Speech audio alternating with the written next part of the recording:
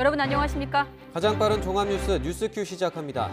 화성 사건 범인으로 검거돼 20년간이나 억울한 옥살이를 했다고 주장한 윤모 씨가 재심을 청구했습니다. 잠시 뒤 재심을 맡은 윤 씨 측 변호인 박준영 변호사와 통화해 보도록 하겠습니다. 여의도 국회 정치 현장에서 여야 정치인들 만나보고 있습니다. 오늘은 이른바 튀는 초선 더불어민주당 박용진 의원을 정치부 조은지 기자가 만나봅니다.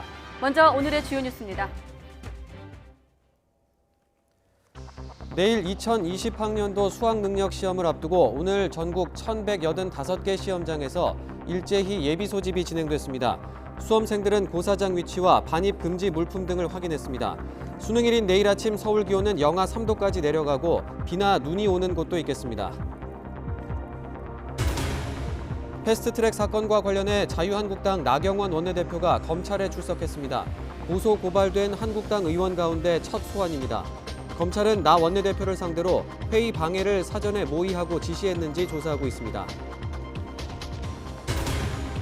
화성 8차 살인 사건의 범인으로 20년 동안 복역한 윤모 씨가 법원에 재심을 청구했습니다. 윤 씨는 기자회견에서 자신의 무죄를 다시 한번 주장하고 재판부가 억울함을 풀어줄 것으로 믿는다고 말했습니다. 일본군 위안부 피해 할머니들이 일본 정부를 상대로 낸 손해배상 청구 소송 첫 재판이 잠시 뒤에 열립니다. 재판에 맞춰 국제 앰네스티는 위안부 문제는 반인도적 전쟁 범죄이며 손해배상 청구권을 인정해야 한다는 의견서를 법원에 제출했습니다. 지난달 취업자가 지난해 같은 달보다 41만 9천 명 늘었습니다. 실업자는 10만 8천 명 감소해 15세 이상 고용률은 61.7%로 23년 만에 최고를 기록했습니다. 한국개발연구원 KDI는 올해 경제 성장률을 2%, 내년 성장률을 2.3%로 전망했습니다. 도널드 트럼프 미국 대통령의 탄핵 관련 공개 청문회가 현지 시각 13일, 우리 시간으로 오늘 밤부터 시작합니다. 탄핵 사유인 우크라이나 스캔들 관련 증언을 직접 듣고 판단할 수 있다는 점에서 탄핵 여론은 물론 향후 대선 가도에도 중요한 분수령이 될 전망입니다.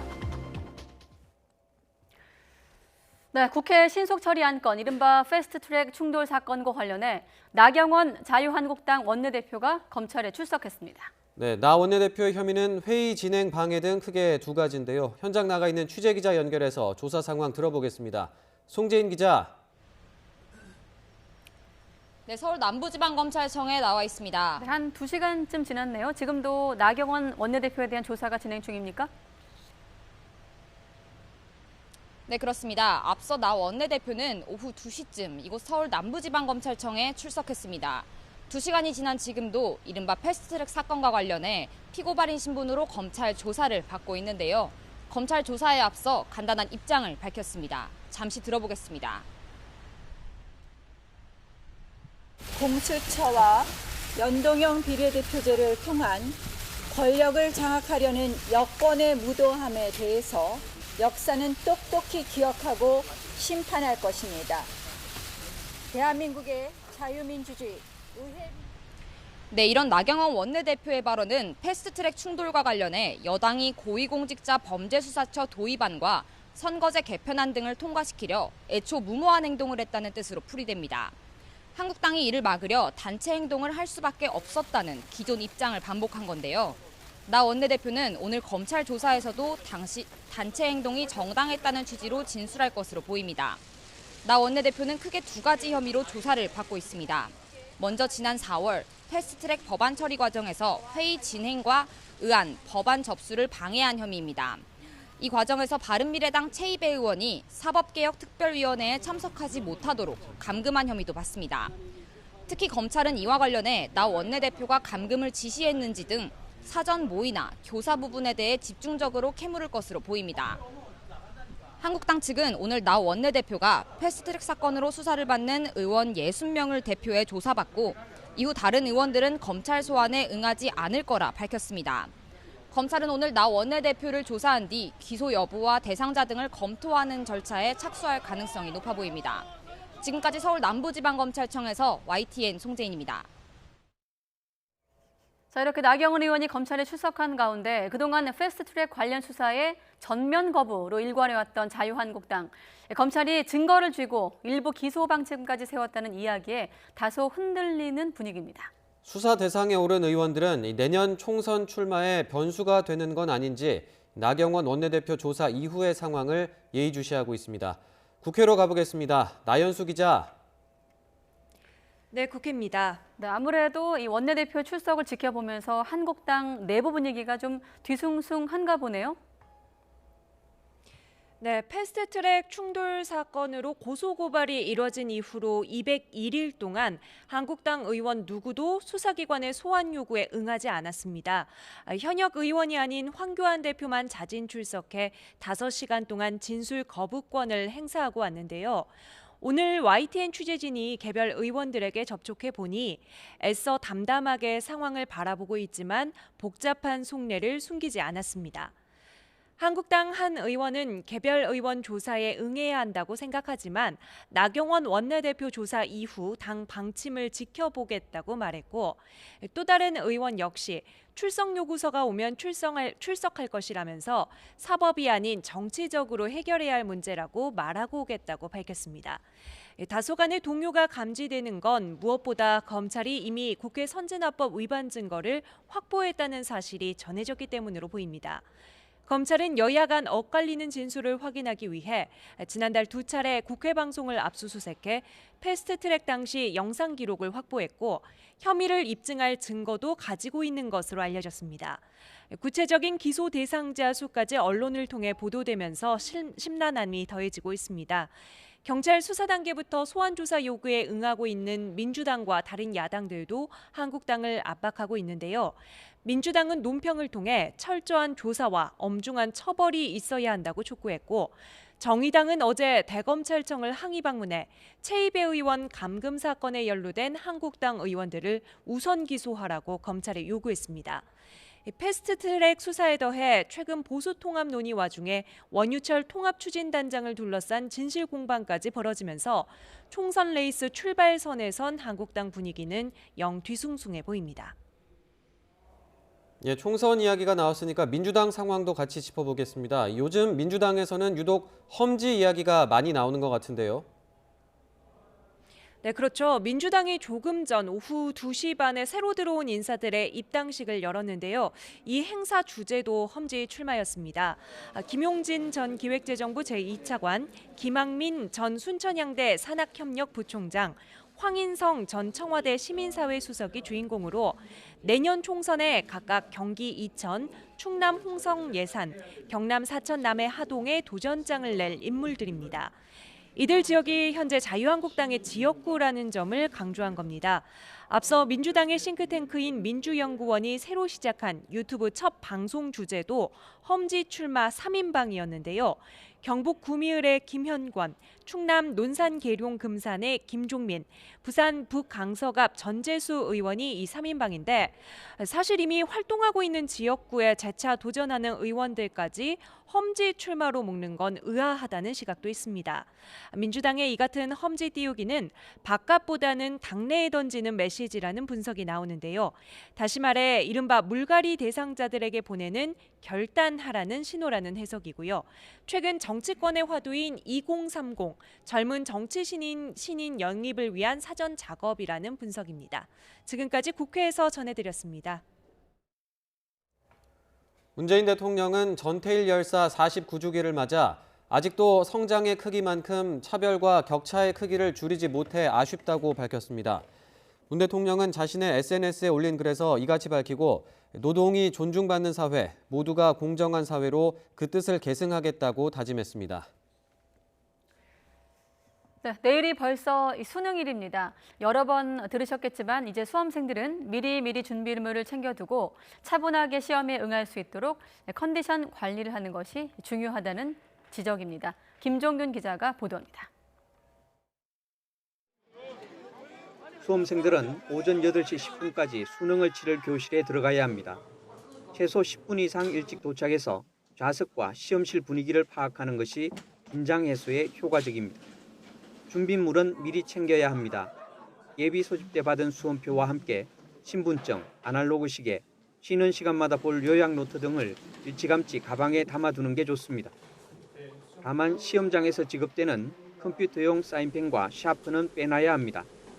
블루투스 이어폰 등 고사장 반입 금지 물품도 다시 한번 확인해야 합니다. 위반 사례가 가장 많은 4교시 한국사와 탐구 영역 시간에는 시험 규정에 유의해야 합니다. 탐구 영역 과목별 30분의 시간이 주어지는데 해당 시간에 시험지만 봐야 하고 다른 과목 시험지를 보거나 선택하지 않은 대기 시간에 시험 공부를 하면 부정행위가 됩니다. 아침 식사는 평소대로 하되 조금 가볍게 먹어야 집중력에 도움이 됩니다. 뇌 활동의 가장 중요한 에너지원은 혈당입니다. 당분이기 때문에 아침은 부담스럽지는 않지만 꼭 챙겨 드시는 게 중요하고요. 다만 긴장감을 줄이겠다며 갑작스레 약물을 복용하는 것은 금물입니다. YTN 김종길입니다. 한국거래소는 수능시험 당일인 내일 유가증권 시장과 코스닥 시장, 코넥스 시장의 거래 시작과 종료 시점을 1시간씩 미룬다고 밝혔습니다. 이에 따라 원래 오전 9시부터 오후 3시 반까지 열리는 이들 시장의 정규 거래 시간은 수능일 오전 10시부터 오후 4시 반까지로 바뀝니다. 또 전국 모든 은행의 영업시간도 오전 10시부터 오후 5시까지로 1시간씩 늦춰집니다. 네, 그리고 예비 소집일인 오늘은 중부지방부터 요란하게 비가 내리고 있습니다. 밤에는 첫눈이 내리는 곳이 있겠고 내일은 영하권 추위와 함께 황사까지 겹칠 전망입니다. 취재기자 연결해서 비와 추위 전망 함께 들어보도록 하겠습니다. 정혜윤 기자. 네, 정혜윤입니다. 네, 일단 예비 소집일 날짜부터 날씨가 좋지 않은데 자, 이번 비 돌풍과 벼락, 우박까지 동반된다고요? 네, 그렇습니다. 강하게 발달한 저기압 영향으로 오늘 비는 요란하게 지나는 곳이 많겠습니다.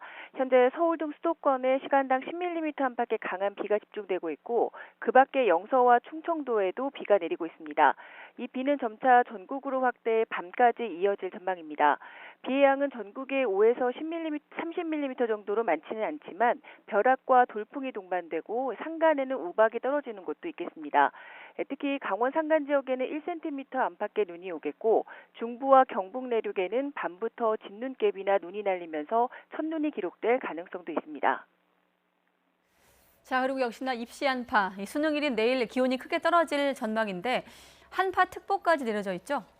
네, 그렇습니다. 올해는 입시 한파가 찾아오겠습니다. 밤사이 기온이 10도 이상 떨어져 영하권에 머무는 곳이 많을 것으로 보이는데요. 서울을 비롯한 중부 일부 지역에는 오늘 오전 11시부터 한파주의보가 내려졌습니다. 수능일은 내일은 서울 아침 기온이 영하 3도, 세종 영하 3도, 철원과 파주 기온이 영하 6도까지 떨어지는 등 마치 겨울 같은 추위가 찾아오겠습니다. 여기에 내몽골과 고비사막에서 발원한 황사가 유입되면서 미세먼지 농도가 치솟을 가능성도 있습니다. 이에 따라 수험생들은 추위에 대비한 복장을 챙겨야겠고요. 호흡기가 약한 학생들은 미세먼지용 마스크와 함께 따뜻한 물도 준비하는 게 좋겠습니다. 지금까지 YTN 정혜윤입니다. 네, 카타르 월드컵 지역에선 레바논전이 하루 앞으로 다가왔습니다. 벤투 감독이 이끌고 있는 축구대표팀은 잠시 뒤 아랍에미리트 아부다비에서 레바논 베이루트행 비행기에 오릅니다. 현장에 취재기자 나가 있습니다. 양시창 기자. 네, 아랍에미리트 아부다비입니다. 네, 축구대표팀 조금 전에 아부다비에서 훈련을 마쳤다고 하던데 분위기 어땠습니까? 네, 말씀대로 축구대표팀은 조금 전 제가 있는 이곳 아부다비 크리켓 경기장에서 훈련을 마쳤습니다. 이곳 시각으로 오전 9시 반부터 한 1시간 정도 진행이 되는데요. 대표팀은 평소에는 이 축구 경기가 열리는 시각과 비슷한 오후나 저녁 시간대에 훈련을 진행해 왔는데 오늘은 특별히 오전에 훈련을 진행했습니다. 어제 전해드린 대로 대표팀은 이 레바논 현지 치안 상황이 좋지 않고 또 잔디나 경기장 시설도 좋지 않다고 판단해서 레바논 베이루트에서 공식 훈련을 생략하기로 했습니다. 그 대신 오늘 오전에 마지막으로 이 전술을 가다듬는 시간을 가진 겁니다. 훈련 분위기는 어제와 크게 별반 다르지 않았습니다. 밝은 표정으로 여유 있고 또 활기차게 훈련에 임했고요. 선수들끼리 전술에 대해서 자유롭게 이야기를 주고받는 모습도 볼 수 있었습니다. 훈련을 마친 말씀하신 대표팀은 이제 잠시 뒤 한국 시각으로 저녁 8시에 레바논 베이루트행 비행기에 탑승할 예정입니다. 도착하면 벤투 감독이 김승규 골키퍼와 함께 기자회견에 나설 예정입니다. 네, 양 기자, 이 반드시 승리해야 하는 경기로 알고 있습니다. 이 한국이 레바논 베이루트 원정 성적이 좋지 않아서 일부 걱정도 나오고 있고요. 특히나 레바논의 역습을 조심해야 된다고요? 네, 그렇습니다. 이 아시아 국가들이 한국을 상대할 때는 대부분 이 선수비 후 역습 전술을 펼칩니다. 객관적인 전력상 한 수 위인 한국의 강대강으로 공격 대결을 펼치기보다는 먼저 뒷문을 단단하게 걸어 잠근 뒤 역습을 펼치는 그런 전술인데요. 이 레바논의 역습이 상당히 매서운 것으로 평가되고 있습니다. 측면 공격수들이 반대발을 사용한다는 점이 특징인데요. 왼쪽 공격수는 오른발을, 또 오른쪽 공격수는 왼발을 사용하기 때문에 중앙으로 치고 들어오는 공격을 특히 조심할 필요가 있습니다. 더욱이 레바논은 북한에 패배를 당하면서 조 3위로 쳐져 있습니다. 최종 예선 진출이 불투명한 상황인데요. 레바논 입장에서도 무승부가 아닌 승리를 노릴 것으로 전망이 됩니다. 따라서 더욱더 견고한 수비가 필요하겠고요. 벤투호는 또 상대 수비를 뚫기 위해서 좌우 풀백을 활용한 크로스를 세밀하게 다듬고 있습니다. 때론 깊숙하게 또 때론 짧고 빠르게 크로스를 올리면서 상대의 수비벽을 허문다는 계획입니다. 에이스 손흥민은 물론 황의조와 김신욱 등 우리 중앙 공격수들이 골 감각이 좋기 때문에 이 윙어들과 공격수들의 호흡이 얼마나 잘 맞느냐가 내일 있을 경기의 승리의 열쇠가 될 것으로 보입니다. 네, 앞서 시작할 때 정세가 불안하다 이렇게 얘기를 했는데 또 하나 걱정은 레바논 현지 상황 아니겠습니까? 이 반정부 시위가 갈수록 격해지고 있는 상황, 경기에 영향은 없을까요? 네, 말씀하신 대로 지금 레바논 현지 상황이 매우 좋지 않다는 점도 대표팀에게 좀 부담이 되고 있습니다. 레바논 시위가 격화하고 있고 또 어제는 군 발포로 시위에 참가한 시민이 숨졌다는 보도도 나온 상황입니다. 이 원정 경기가 힘든 이유가 이런 경기 외적인 현지 분위기에 영향을 받지 않을 수 없다는 점 때문인데요. 대표팀도 이 점을 고려해서 현지에서는 공식 훈련조차 생략하고 상황을 예의주시하고 있습니다. 앞서 지난달 평양 원정에서도 대표팀은 한 수 아래 전력인 북한과 무승부에 만족해야 했습니다. 그만큼 경기 외적인 현지 분위기가 축구 경기에도 영향을 미치는 변수로 작용하고 있는 겁니다. 북한과 레바논까지 연이어 험지에서 원정을 치르는 대표팀이 이 경기 외적인 변수들을 잘 극복하고 좋은 경기를 치를지 지켜봐야겠습니다. 저도 대표팀과 함께 레바논 베이루트로 함께 이동하는데요. 현지 소식은 도착해서 다시 전해드리겠습니다. 지금까지 아부다비에서 YTN 양시창입니다.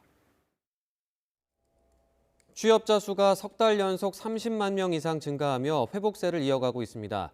15세 이상 고용률은 23년 만에 최고치를 기록하기도 했는데요. 하지만 제조업과 40대 고용 한파는 이어지고 있습니다. 취재기자 연결하겠습니다. 백종규 기자. 네, 경제부입니다. 예, 지난달 취업자가 40만 명 넘게 늘었다고요? 네, 지난달 취업자가 지난해 같은 달보다 41만 9천 명 증가했습니다. 지난 8월부터 석 달 연속 30만 명대 이상의 증가폭을 기록했습니다.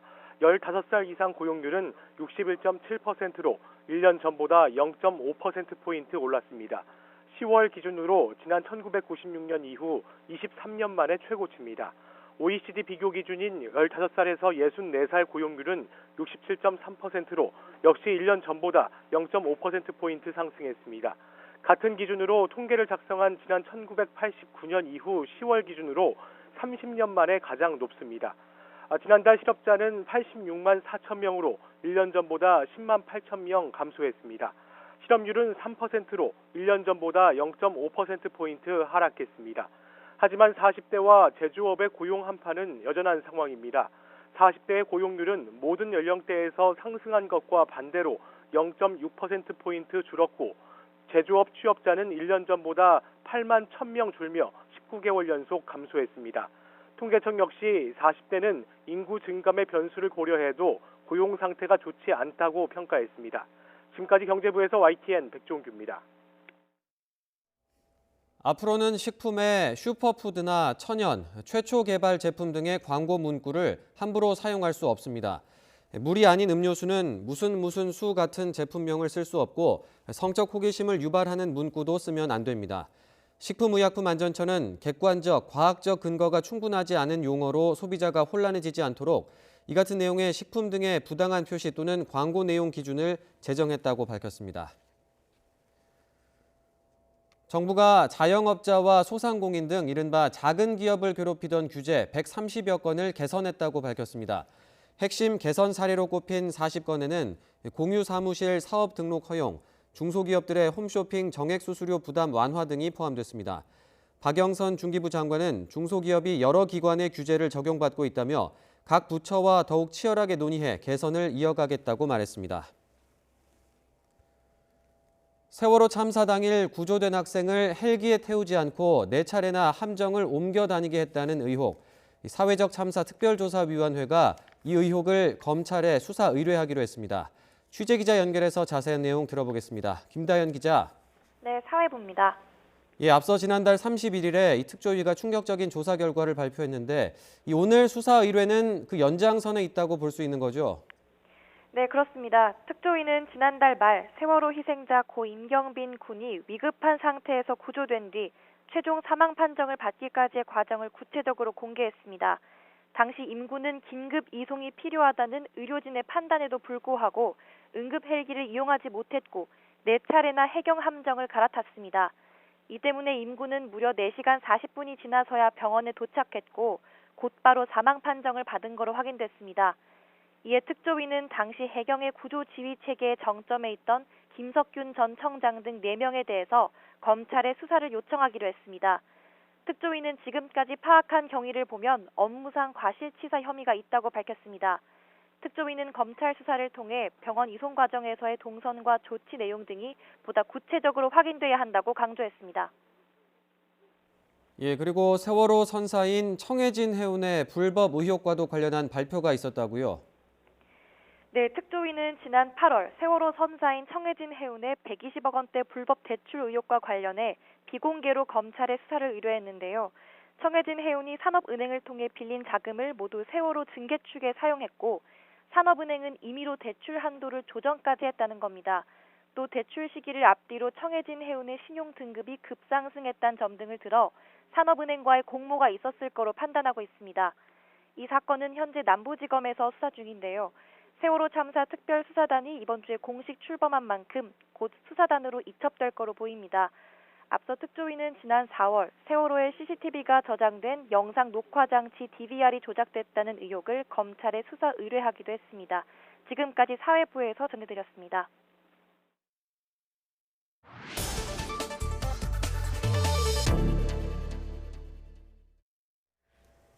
네, 총선을 5개월 앞둔 여의도 정치권에선 쇄신, 개혁, 또 인재 영입이 초미의 관심사입니다.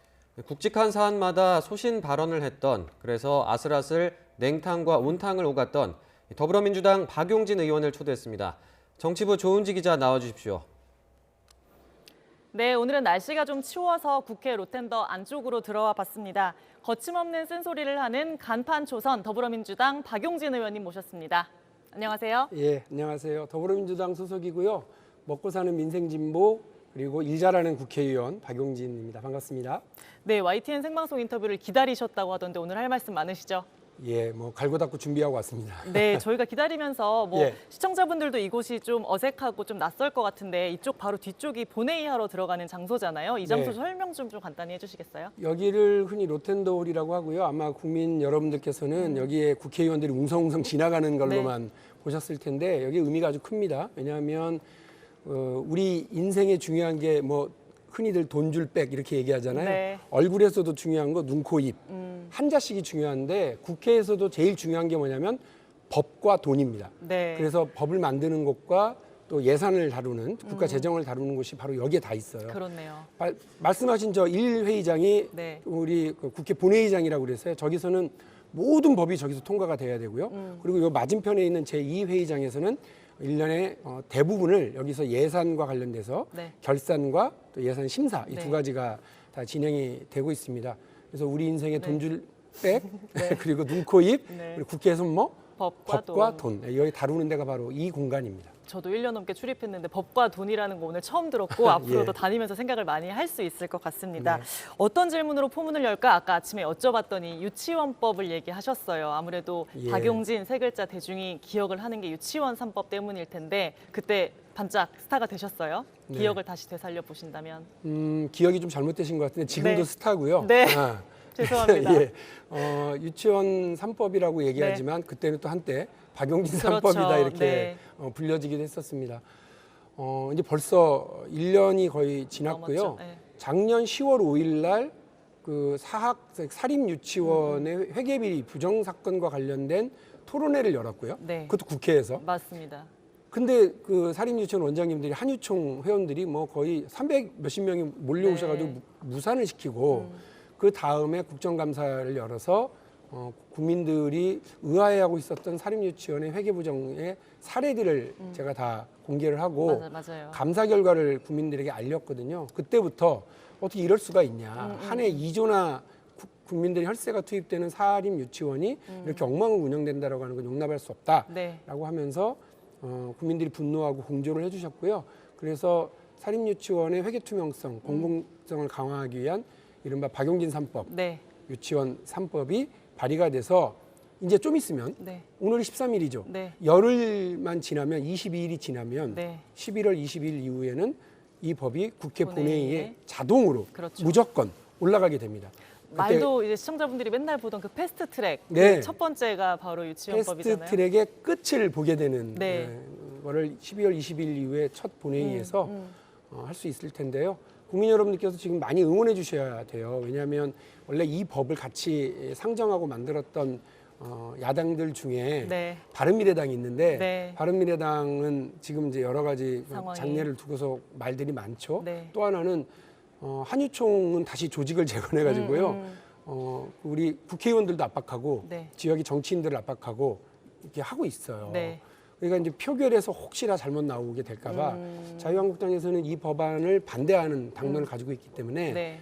혹시라도 잘못될지 모릅니다. 그러니까 끝까지. 우리 학부모님들 네. 그리고 우리 국민 여러분들께서 박용진 3법의 통과를 위해서 박수를 좀 많이 쳐주시고 응원해 주시면 고맙겠습니다. 이거는 사실 질문은 없었는데 제가 말씀을 드리면서 생각이 난 건데 사실 그 한국당 쪽의 얘기가 계속 하는 게 그게 좀 잘못되긴 했지만 깜빵 갈 거냐. 그냥 과태료 처분을 하면 되는 거지 너무 가혹하다 이런 얘기 때문에 계속 반대표가 있고 한유총에서도 그런 얘기를 하시는 거잖아요. 네. 근데 다 그렇게 다 처벌을 받아야 되나요? 징역을 가고 막 이래야 대한민국의 되는 건가요? 아주 기본이잖아요. 네. 소득이 있는 곳에 세금이 있어야죠. 네. 그리고 세금이 쓰여진 곳에는 감사가 있어야 됩니다. 감사에 따라서 우리 국민들이 혈세를 잘못 쓰게 되면 네. 반드시 저는 처벌받아야 마땅하다고 생각하고요. 마치 이게 그 자유한국당의 주장 중에 제일 기가 막혔던 주장이 뭐냐면 그 학부모들이 그 유치원 내에 준 돈, 이 돈은 식당에 가서 음식 먹고 네. 음식 사 먹고 식당 주인에게 준 돈하고 뭐가 다르냐는 건데요. 틀리셨고요. 유치원은 학교입니다. 대한민국 법에 의해서 학교고 그 유치원은 이제 당연히 공공성이 필요하고 유아교육에서 기본 기관이기 때문에 네. 거기에 우리 국민들이 2조나 되는 혈세를 지원하는 거예요. 그러니까 거기 음식점하고 비교하시면 안 됩니다. 네. 예. 이런 단단한 철학을 가지고 지금 앞장서서 달리셨습니다. 당시의 인기, 유명세 뭐 소개를 다시 해주신다면. 제 입으로요. 네. 아까 자랑하셨잖아요. 네. 네. 방송 전엔 자랑이 가능했는데 네. 그 식당을 가면 네. 이게 그 제가 계산을 하라고 제가 먹은 걸 계산하려고 일어나면 조용히 누가 계산하고 가셨다는 거예요. 네. 그런 분들이 되게 많았어요. 네. 그런데 예를 들면 저 같으면 뭐 제가 좋아하는 정치인이나 좋아하는 연예인이 있으면 밥값 내주고 가서 악수 한번 청하고 이렇게 갈 텐데 사인 받고 사진 찍고. 안 그러시고 그냥 네. 밥값만 내고 네. 가시는 분들이 되게 많았고요. 또 뭐 저기 통영, 거제, 여수 뭐 이렇게 뭐 그 섬마을 네. 이런 데를 행여나 무슨 일이 있어서 가더라도 거기 분들이 다 박수 쳐주고 악수 청해주고 네. 잘 했다 이렇게 격려해 주셔서 어깨 으쓱하게 네. 지금까지 열심히 잘 하고 있습니다. 박용진 3법 이제 올라가는데 사실 임재훈 3법으로 올라갔어요. 그거 조금 아쉽진 않으세요? 아쉽죠. 그러니까 왜냐하면 제가 원래 냈었던 법안하고 조금은 그 처벌 수위를 낮춰서 갖고 또 유예 기간이 되게 있었어요. 네, 맞습니다. 그렇게 해서 임재훈 의원님이 이제 중재안으로 해서 낸 거죠. 근데 자유한국당이 단 하루도 거기에 대해서 그 이야기를 할 의사를 보이지 않았기 때문에 그 중재안이 필요가 없어진 겁니다. 네. 그래서 다시 제가 주장했었던 2년 처벌 그리고 그러니까 2천만 원 이하의 벌금과 네. 2년 이하의 징역형 그리고 유예 기간이 없는 걸로 이제 다시 돌아는 왔거든요. 그러나 그거를 저는 솔로몬 재판에 아이 엄마하고 똑같은 심정이에요. 네. 그 아이가 잘 크고 살아나면 되는 거지. 저희 애가 내 애다라고 그렇죠. 주장할 의미가 뭐가 있겠어요? 그러니까 저는 뭐 공을 다툴 생각이 별로 없고요. 어쨌든 임재훈 의원님이 중간에서 노력해 주신 거 고맙게 생각하고 바른미래당이 보수적인 정당임에도 불구하고 이 문제에 있어서 사립유치원은 개인 재산이다 이런 주장 안 해주시고 네. 박용진 생각이 맞다 이렇게 동조해 네. 주신 덕분에 여기까지 왔으니까 저는 뭐 이 법안이 통과되는 데에만 온 네. 힘을 기울이겠습니다. 그렇게 유치원 3법으로 빵 떴던 박용진 의원님이 조국 사태 거치면서 지지층 사이에서는 약간 돈키호테다, 눈엣 가시다 이런 시선들도 또 있어요. 내부에서 뭐 총질하지 말아라 네. 이렇게 하시는 분들 문자 많이 받았고요. 네. 그러나 저는 조국 전 장관의 그 사태를 아마 그 임명되고 나서 곧바로 문제를 제기를 했던 것 같은데 네. 저는 사실 조국 후보자, 그 당시 후보자의 가족 문제, 네. 동생 부부가 진짜 이혼했냐 안 했냐 뭐 그렇죠. 이런 문제라든지 네. 뭐 펀드 문제는 그때 별로 관심이 없었어요. 왜냐하면 그 저기 본인의 어떤 뭐 문제가 아니었기 때문에. 근데 이제 딸 얘기가 나오기 시작하면서 네. 이 국민들의 영리를 건드렸다고 생각을 했습니다. 네. 대한민국 국민들이 병역 문제, 그다음에 교육 문제에서의 이 불공정과 불평등은 못 참거든요. 그렇죠. 대한민국의 근간을 흔드는 일이고요. 영린이라고 표현을 하셨잖아요. 예, 그때. 왜냐하면 그 국민의 가장 아픈 데를 건드렸고 네. 원래 용의 비닐 아닙니까? 거꾸로 네. 박혀 있는 네. 비닐. 그걸 건드면 용이 참지를 못한다는 거 아니에요? 국민들이 그렇다고 생각을 했고요. 지금 여기 카메라에 잡히는지 모르겠습니다만 네. 저쪽 뒤에 대한민국 헌법 전문이 있어요. 대한민국 헌법 전문 한번 읽어보십시오. 그게 한 문장입니다, 여러분. 네. 하나의 문장으로 쫙 가는데 딱 두 단어만 두 번 나옵니다. 자유, 균등. 네. 이 균등이 지금 말하면 평등이거든요. 네. 이거를 건드렸으니 이게 쉽게 가겠냐. 해명 잘해야 된다. 이렇게 네. 이야기를 했고 저는 그 공정성과 관련돼서는 뭐 별로 양보할 생각이 없었어요. 네.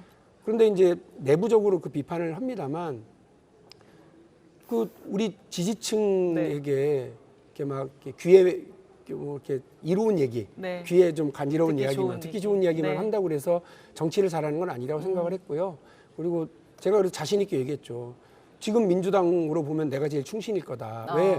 충신은 귀에 거슬리는 얘기하고 입에 네. 쓴약 같은 역할을 해주는 것이 충신인데 우리 더불어민주당에 그리고 문재인 정부의 성공에 대한민국의 가장 충신 역할을 내가 하고 있다고 얘기를 생각을 했고요. 네. 문자 받고 또 뭐 내부적으로 이렇게 손가락질 받고 했지만 네.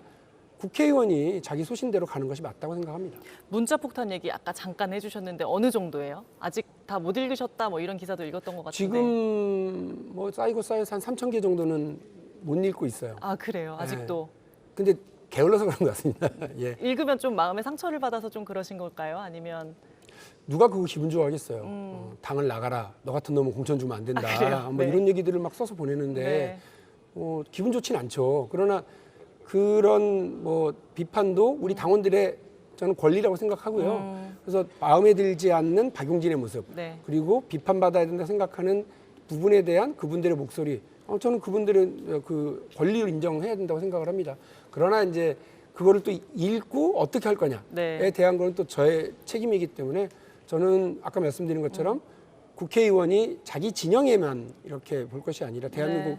전체 미래를 위해서 고민해야 되고 우리 헌법과 헌법 전문이 약속하고 있는 네. 자유와 균등 이것을 위해서 자기 역할을 해야 된다고 생각한다면 저는 제가 소신껏 하는 것이 맞다고 생각합니다. 18원짜리 후원금을 보내는 분들에게 하고 싶은 말씀이 있으시다면? 그분들이 그 18원 보내려고 얼마나 애를 쓰시겠어요. 네. 은행 접속해가지고 그렇죠. 이렇게 돈 보내고 이렇게 하는데 그분들 정성은 알겠습니다만 근데 공개되지 않은 또 다른 사실은 박용진이 유치원 3법 관련해서 또 박용진이 삼성 바이오로직스라고 하는 재벌들의 횡포와 관련해 맞섰을 때 네. 외롭게 싸울 때 누가 응원을 해줬느냐? 또 그분들이 해주신 거거든요. 그렇죠. 그래서 그때 10,000원, 20,000원, 뭐 5,000원 이렇게 보내주셔가지고요. 뭐 금방금방 3억이 다 찼거든요. 후원금이. 네. 그러니까 올해도 사실은 18원을 보내주신 분들이 몇 분 계셨지만 네. 그분들 말고 당신이 말이 맞아. 당신이 응원해주시는. 소신인 대로 갔으면 좋겠어라고 하는 응원의 그 금액이 훨씬 많아요. 횟수도 훨씬 많고요. 냉탕과 온탕을 이렇게 오가셨는데 지금 민주당 잘 가고 있는 건가요? 저는 지금 이 시점에서 네. 우리가 잘 가고 있는지는 늘 뭐 타산지석 이렇게 해봐야 네, 되거든요. 네. 남들과 같이 비교를 해봐야 되고 지난 대통령 정권 시절에 박근혜 정부 시절에 총선을 앞두고 어떤 일이 있었습니까? 이른바 진박감별사라고 그렇죠. 그래가지고요. 내가 친박이하고 완장 차고 다니던 사람들이 얘는 진박이 아니야 이러면서 공천 안 주고 핍박하고 이랬거든요. 그랬죠. 내부적으로 아무런 의견 수렴도 잘 안 됐고요. 네. 배신의 정치는 심판해달라는 대통령의 그런 얘기도 생방송을 통해서 국민들이 다 봤고요. 네. 근데 지금은 되게 다릅니다. 그 조국 사태 때, 조국 전 장관 사태 때 민주당 조용한 것 같았죠. 네. 근데 박용진, 네. 금태섭, 안에서 김혜영, 나름. 조홍천 이렇게 네. 그 공개적으로도 국민들 앞에 얘기를 하신 그렇죠. 분들이 있고요. 네. 또 이 내부적으로는 초선 의원들이 모임을 갖고 의견 전달을 여러 차례 했어요. 그런데 우리 그 이해찬 대표가 그거를 안 받아들이고 조선들이 뭘 알아? 이랬을 것 같죠. 네. 아니에요. 그분 다 말씀 들어주시고. 다 듣고 의논을 같이 했고요. 또 청와대에도 마찬가지였습니다. 뭐 제가 구체적인 상황을 말씀드리긴 어렵습니다만 청와대와도 협의하고 네. 논의하고 이렇게 진행을 했었다는 건 말씀드리겠습니다. 총선 기획단에 젊은 친구들이 많이 들어와 총선 기획단이 할 이제 새로운 인물들의 젊은 친구들이 많이 들어와야 된다 이런 얘기가 많은데 보니까 2000년대 16대 총선에 만 29살 나이로 총선에 출마를 하셨어요. 그때 포부 짧게 어떤 상황이었나요? 세상을 바꿔보고 싶었어요. 네. 겁이 여전히 없는. 네, 그 초심을 잃지 않기 위해서요. 네. 제가 그때 민주노동당 창당하고 2달 만에 그렇죠. 29살 장가다 왕관 네. 총각이 네. 출마를 했었는데 그때 출마했던 포스터를 지금 방에도 의원실에 걸어놓고. 걸어놨어요. 매일 아침에 그 포스터 보고 두 가지 물어봅니다. 마음 변하지 않았냐? 너는 그리고 어디서 왔냐? 네. 두 가지 물어보고 있습니다. 청년 강조하는 게 오히려 중진에 대한 용퇴 압박으로 비춰질 수도 있을 것 같아요. 저는 뭐 그 인위적으로 뭐 물갈이하고 이런 것들이 큰 의미는 없다고 생각하고요. 지금 사실은 우리가 청년들이 많이 들어와야 된다고 생각을 합니다만 대한민국 정당 정치에서 한 가지가 네. 빠진 게 있어요. 네. 청년 정치인을 키우기 위한 노력들을 안 해요. 네. 그래서 그냥 나이가 젊으면 정치 잘하고 화끈한 얘기하고 그러는 게 아니거든요. 네. 준비를 하기 위해서 청년 정치를 키우기 위한 노력들과 투자를 해야 되는데 네. 그런 걸 안 하고 있습니다. 그래서 그런 건 좀 부끄럽게 생각하고요. 우리 더불어민주당이 이번에 지갑주순 게 하나 있어요. 지방선거 때 엄청나게 많은 그 기초 광역 의원들이 들어오셨는데 네. 그중에 약 430명 정도가 청년입니다. 그러니까 이분들이 제대로 정치를 해나갈 수 있도록 네. 지금부터 투자하고 자리를 마련하고 교육의 기회를 갖고 이렇게 할 수 있도록 중앙당에서 많은 노력을 해줄 것을 부탁드리겠습니다. 의원님 몇 살까지 하실 거예요? 저요? 네. 저는 정치는 뭐 오래 할 생각은 없고요. 보통 우리 국민들 은퇴하는 시기쯤에 네. 국회의원 활동은 정리하는 것이 맞지 않을까 네. 그런 생각은 하고 있습니다. 알겠습니다. 20대 국회 이제 남은 기간 가고 또 마지막 시청자분들께 한마디 해주실 게 있다면요. 이제 얼마 남지 않았습니다. 네. 그런데 저에게는 어쨌든 이 박용진이라고 하는 사람에게 정치인의 이름을 남겨주게 했던 유치원 3법을 네. 반드시 본회의에서 통과시키도록 하는 일과 네. 또 남은 그 임기 중에도 재벌개혁, 또 사학개혁, 유치원개혁 네. 제가 국민들께 약속했었던 일을 네. 잘 마무리하기 위한 노력을 위해서 마지막까지 불살라 보겠습니다. 네, 열심히 노력하겠습니다. 알겠습니다. 네, 마지막까지 불살라 보겠다는 박용진 의원 오늘 만났습니다. 오늘 나와주셔서 감사합니다. 네, 고맙습니다.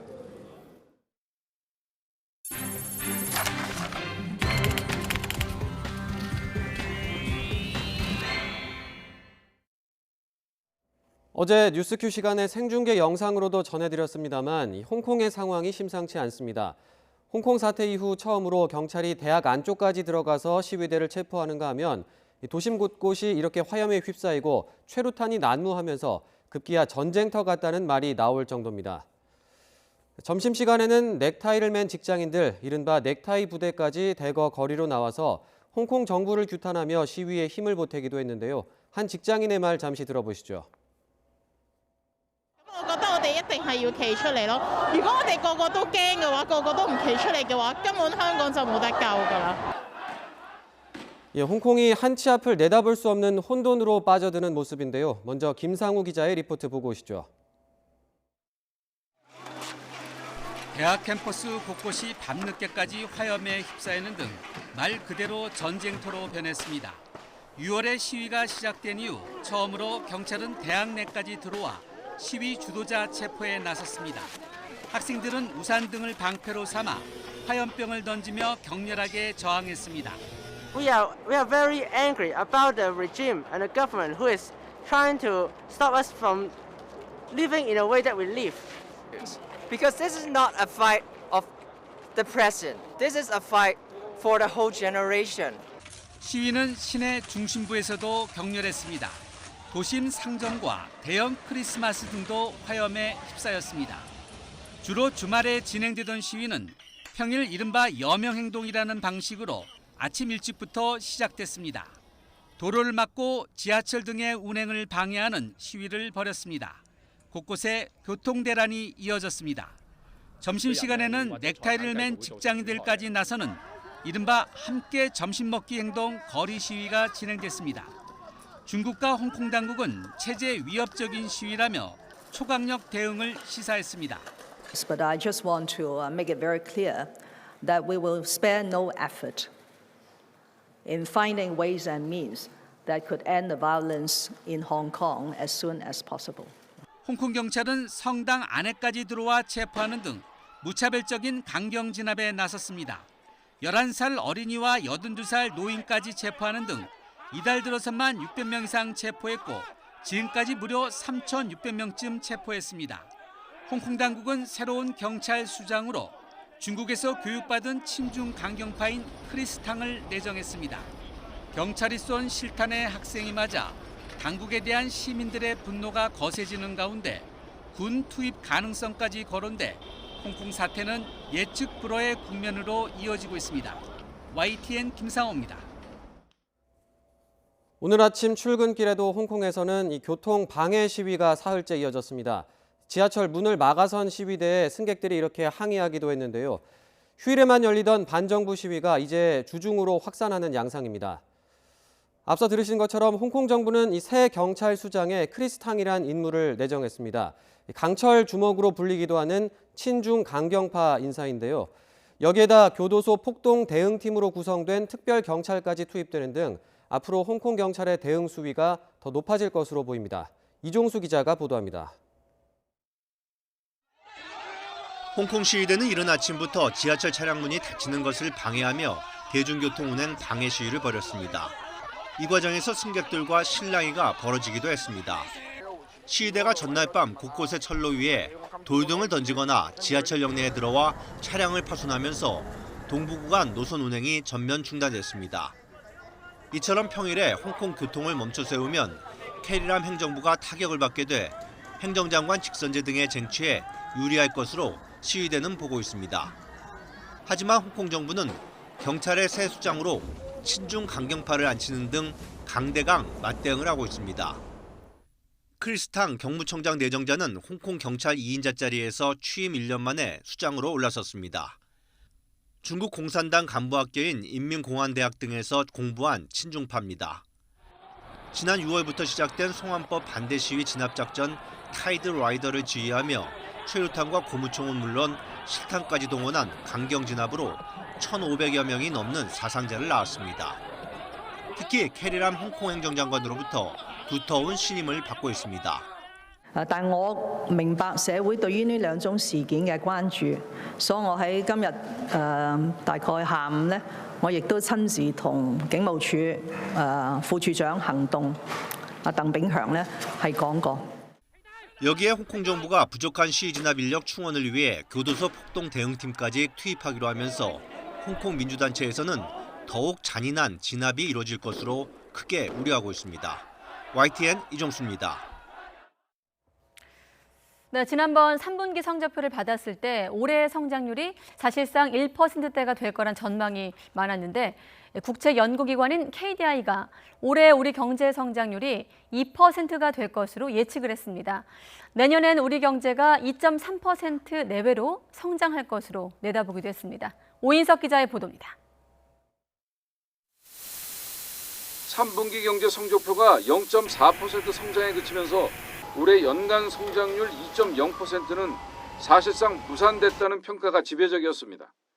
투자와 소비가 부진하고 재정 지출도 80% 가까이 쏟아부어 여력이 많지 않기 때문입니다. 하지만 KDI는 올해 우리 경제가 2.0% 성장할 것으로 전망했습니다. 설비 투자가 상반기 마이너스 12.3%에서 하반기에는 마이너스 1.1%로 축소폭이 대폭 줄고 정부 기여도는 전년보다 크게 상승할 것이라는 점을 근거로 제시했습니다. 우리 경제는 2020년에 내수와 수출의 개선이 제한적인 수준에 머무르면서 2019년 2.0%보다 소폭 높은 2.3% 내외의 성장률을 기록할 것으로 전망하였습니다. 앞서 IMF와 OECD는 올해 우리 경제 성장률을 2.0%와 2.1%로 전망했습니다.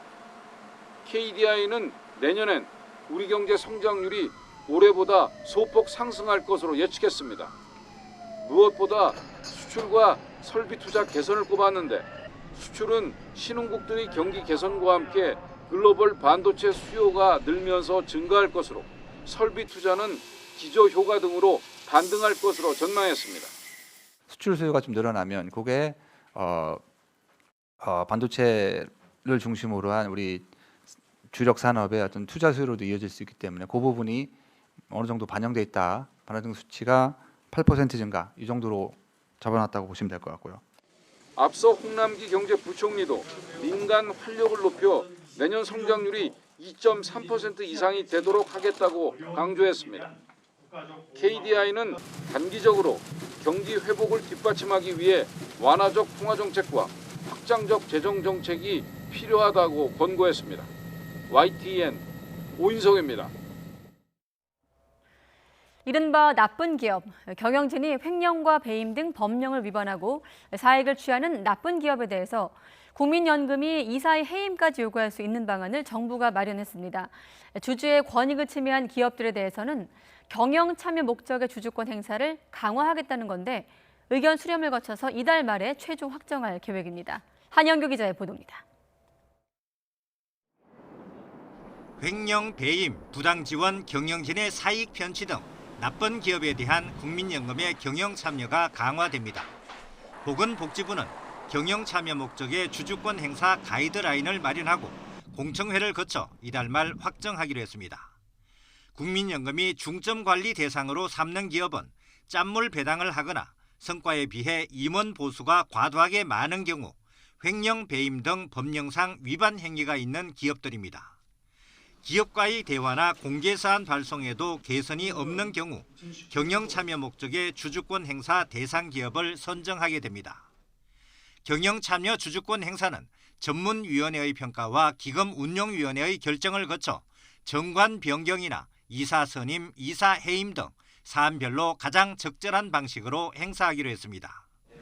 또 투자 대상 기업을 선정할 때 기업의 재무적 요소뿐 아니라 환경 경영과 사회 책임 경영, 지배 구조에 대한 평가를 포함하기로 했습니다. 환경, 사회, 지배 구조에 대한 평가 결과 C등급과 D등급을 받으면 사실상 국민연금의 투자가 제한될 것으로 보입니다. 국민연금의 경영 참여 목적 주주권 행사를 두고 연금 사회주의에 대한 우려가 제기되고 있지만 보건복지부는 기업 가치 훼손으로 국민연금에 피해가 발생한 경우에만 제한적으로 행사할 방침이라고 밝혔습니다. YTN 한윤규입니다. 네, 화성 8차 살인 사건의 범인으로 몰리면서 20년 동안 옥살이를 한 윤모 씨가 오늘 법원에 재심을 청구했습니다. 윤 씨는 자신이 무죄라며 재판부가 꼭 진실을 밝혀주길 바란다고 말했습니다. 부장원 기자가 보도합니다. 화성 8차 사건 범인으로 20년간 옥살이를 했던 윤모 씨. 무기징역을 선고받은 지 30년 만에 다시 법원을 찾았습니다. 윤 씨는 자신은 무죄라고 거듭 강조하고 꼭 진실을 밝혀달라고 호소했습니다. 강제무량합니다. 30년 전의 일이 진실 밝혀지고 제가 무죄를 받고 명예 찬다면 그걸 만족하겠습니다. 정당한 걸 제 무죄를 밝혀주니. 변호인단은 피해자는 맨손이 아닌 범인에게 목이 졸렸는데 이춘재 증언이 이와 일치한다고 지적했습니다. 그런데 당시 경찰이 감식 결과를 알면서도 윤 씨를 범인으로 몰기 위해 맨손으로 목을 조른 것으로 조서를 꾸몄다는 겁니다. 이춘재의 자백에는 장갑 등 아니면 헝겊 같은 걸 끼고 범행을 저질렀다라는 내용이 들어있을 수밖에 없습니다. 그리고 윤모 씨의 자백에는 그런 장갑이란 내용이 전혀 등장하지 않습니다. 또 과거 경찰이 윤 씨를 불법 체포하고 가혹 행위를 저지른 정황도 확인됐다고 밝혔습니다. 윤 씨의 자백 자체가 수사기관의 범죄로 만들어진 것이라며 이것만으로 재심 사유가 명백하다는 주장입니다. 쪼그려뜨기 시키고 앉았다 일어섰다 시켰습니다. 이분은 소아마비 장애인입니다. 자술서 작성을 강요당했습니다. 이 또한 직권남용 권리행사 방해죄에 해당합니다. 윤 씨 측은 과거 누구라도 합리적 의심을 제기했다면 이런 일이 벌어지지 않았을 거라며 잘못된 사법 관행을 바로잡는 계기가 되길 바란다고 당부했습니다. 앞으로 열릴 재심에서 윤 씨 측은 이춘재는 물론 당시 수사기관 관계자들을 법정에 세울 계획이라고 밝혔습니다. 과연 재판 과정에서 30년간 묻혔던 사건의 실체가 드러날지 주목됩니다. YTN 부정원입니다. 트럼프 미국 대통령이 우크라이나 의혹의 내부 고발자 제보를 의회에 보고한 마이클 애킨슨 감찰관의 해고를 검토해왔다는 보도가 나왔습니다. 뉴욕타임스는 익명의 관계자들을 인용해 트럼프 대통령이 애킨슨의 의회 보고 이후 그가 충성스럽지 않다는 취지의 발언을 했다고 전했습니다.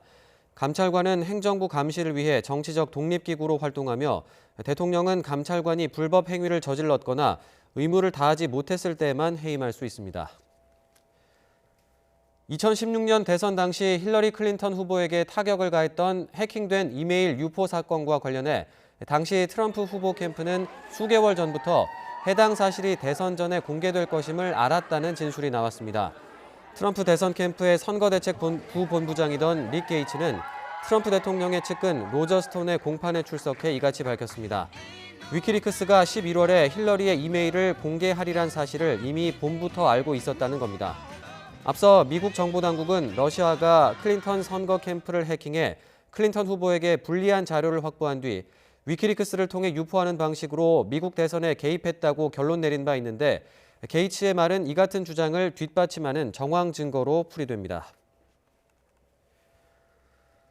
니키 헤일리 전 유엔 주재 미국 대사가 자신의 회고록에서 김정은 북한 국무위원장이 집권 초반 6년간 300명 이상을 처형했다고 폭로했습니다. 또 유엔 안전보장이사회 대북 제재 논의 과정에서 트럼프 대통령이 이른바 미치광이 전략으로 대북 제재를 만장일치로 통과시켰다고 밝혔습니다. 이동우 기자가 보도합니다.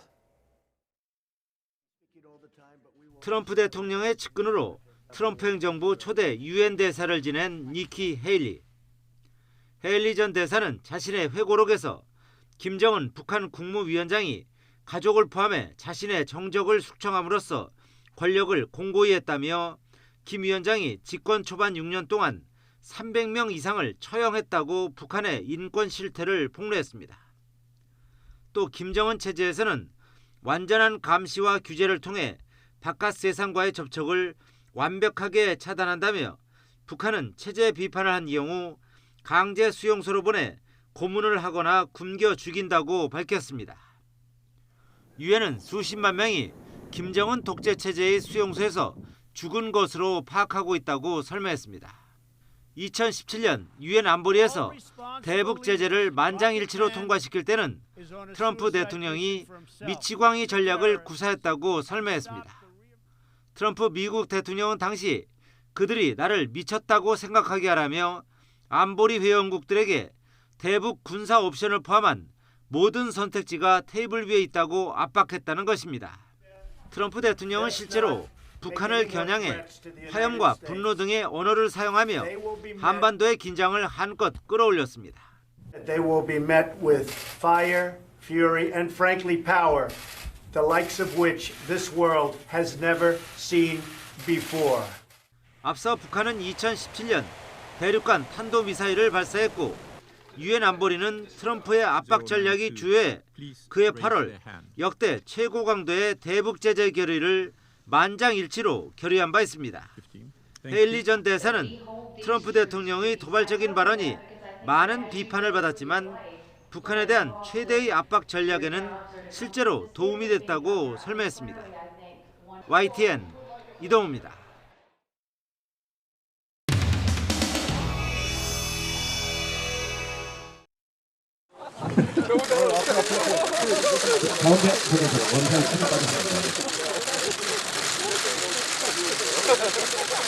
네, 일단 대중제에 관해서 제주가 앞장서야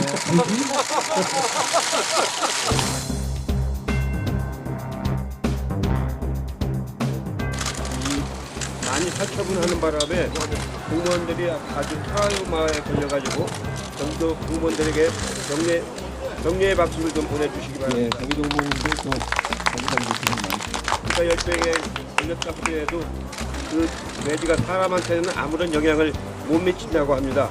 여러 가지 그 잘못된 정보 때문에 돼지고기 소비가 또 매우 많이 줄어듭니다. 경기도 화이팅! 돼지 화이팅! 기사님, 대표님하고 악수 한번 안 하세요? 대표님 지금 침 챙겨 주시죠. 악수 한번 하세요. 대표님 친하하는데.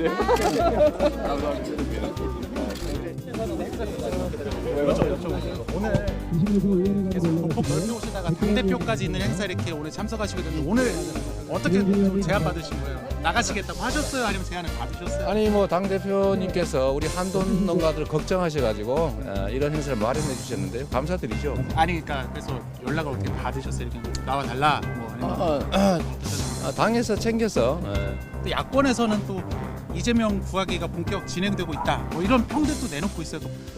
제가 뭐 죽은 것도 아닌데 구할 필요는 없을 것 같고요. 조금 더 깊게 들어갈게요. 깊게 들어가면 안 됩니다. 아니 하나 더 여쭤볼게요. 지난번에 저기 원팀 저녁 자리 있었잖아요. 네. 양정철 원장 또 전해철 의원님하고 네. 그 자리. 문재인 정부가 반드시 성공해야 된다라는 그런 사명 때문에 우리가 분열된 모습을 보여주는 것이 옳지 않다고 해서 이제 일부의 오해 때문에 우리 원팀 정신이 훼손되고 있어서 뭐 그런 의미에서 만든 자리입니다. 오늘 좀 대표님도 오신 것도 좀 도움이 되실 것 같으세요? 대표님도 오신 것도 좀 도움이 되실 것 같으세요? 뭐 지금 현재 30%까지 하락하고 있어서 이건 오해에 기인한 것이기 때문에 그런 오해를 불식하는 데는 크게 도움이 될 것 같습니다. 대표님도 오신 것도 좀 도움이 되실 것 같으세요? 우리 한돈 농가들 고생도 많으시고 뭐 지금 현재 30%까지 지금 돼지 가격이 하락하고 있어서 이건 오해에 기인한 것이기 때문에 그런 오해를 불식하는 데는 크게 도움이 될 것 같습니다. 그 의원님 개인적인 정치 행보나 이런 데도 도움이 되실 것 같으신데요? 한돈 파이팅! 파이팅! 파이팅! 경기도 나무래. 끝나고 왔습니다. 몰라요. 경기도 의원들 나무래. 경기도 나무랍니다. 네. 뭐 한번 화이팅 좀.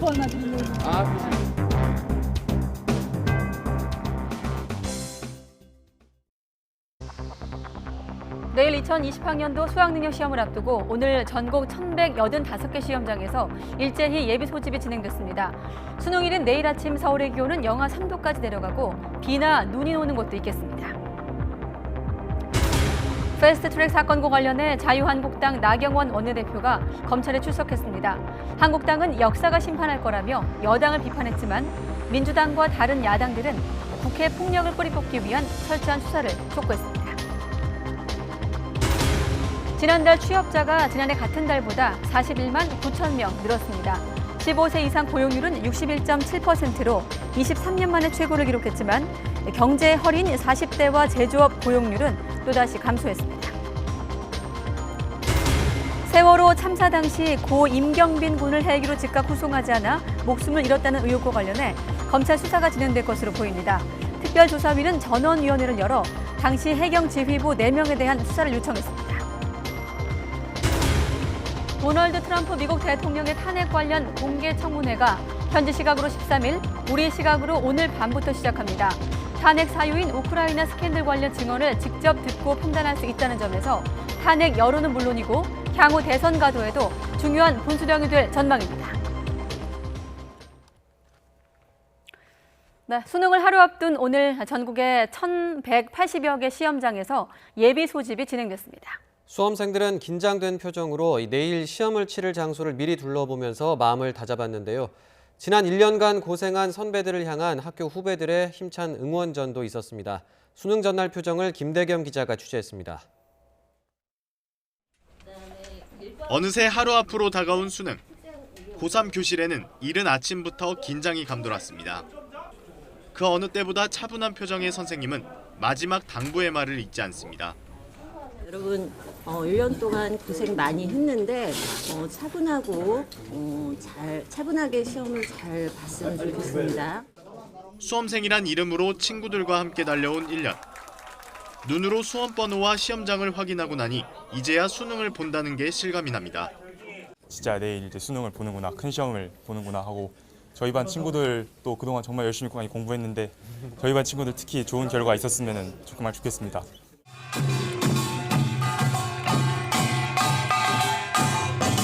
무거운 짐을 짊어지고 학교를 나서는 선배들을 위해 어김없이 후배들이 나섰습니다. 교문 앞까지 이어진 응원 행렬에 수험생들의 얼굴은 한결 밝아졌습니다. 저희 후배들도 이 모습을 나중에 보고 저희한테 열심히 해줘서 저희도 잘 볼 수 있도록 하면 더 좋을 것 같습니다. 형들 수능 다 화이팅하세요. 용산! 올해 수능이 치러지는 시험장은 전국적으로 1,180여 개. 각 학교에는 미리 시험장을 둘러보는 수험생들의 발걸음이 이어졌습니다. 다만 지난해와 달리 건물 안까지는 들어갈 수 없어 밖에서 시험실의 위치만 확인한 뒤 발걸음을 돌렸습니다. 아침에 잠깐 공부를 하다가 작년에는 조금 늦게 왔거든요. 그래서 올해는 그냥 조금 빨리 와서 점심 먹고 다시 공부하러 가려고 와서 빨리 왔습니다. 전국 54만여 명의 수험생들은 좋은 결실을 기대하는 절실한 마음으로 하루를 보냈습니다. YTN 김대겸입니다. 네, 컨디션 관리를 위해서 음식도 조심해야 될 것 같고요. 또 수능일인 내일은 수험생들은 추위 대비도 단단히 하는 게 좋겠습니다. 네, 내일 서울 아침 기온이 영하 3도인데 찬바람에 체감 온도가 영하 9도까지 뚝 떨어진다고 합니다. 취재기자 연결해서 수능 추위 전망 들어보죠. 정혜윤 기자. 네, 정혜윤입니다. 네, 비 내릴 때부터 알아봤는데 지금 내리고 있는 비가 입시 추위를 몰고 온다는 거죠? 네, 그렇습니다. 강하게 발달한 저기압 영향으로 곳곳에 요란한 비가 내리고 있습니다. 현재 중북부 지방에 시간당 10mm 안팎의 강한 비가 내리고 있는데 호남 지방으로도 비가 확대하고 있습니다. 이 비는 밤까지 이어지겠는데요. 비의 양은 5에서 30mm 정도로 많지는 않지만 벼락과 돌풍이 동반되고 산간에는 우박이 떨어지는 곳도 있겠습니다. 특히 강원 산간 지역에는 1cm 안팎의 눈이 오겠고 중부와 경북 내륙에는 밤부터 진눈깨비나 눈이 날리면서 첫눈이 기록될 가능성도 있습니다. 예, 수능 시험일인 내일 기온이 크게 떨어질 전망인데 이 한파특보까지 내려졌다고요? 네, 그렇습니다. 올해는 입시 한파가 찾아오겠습니다. 밤사이 기온이 10도 이상 크게 떨어지면서 영하권에 머무는 곳이 많을 것으로 보이는데요. 서울을 비롯한 중부 일부 지역에는 오늘 오전 11시부터 한파주의보가 내려졌습니다. 수능일인 내일은 서울 아침 기온이 영하 3도가 될 것으로 보입니다. 특히 찬바람이 불면서 체감온도는 무려 영하 9도까지 뚝 떨어지겠습니다.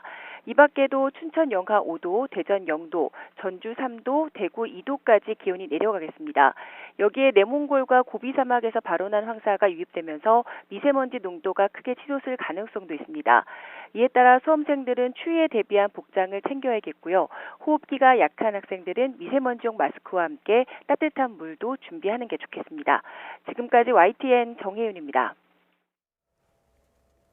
국회 신속 처리 안건, 이른바 패스트트랙 충돌 사건으로 고소 고발된 자유한국당 나경원 원내대표가 검찰에 출석했습니다.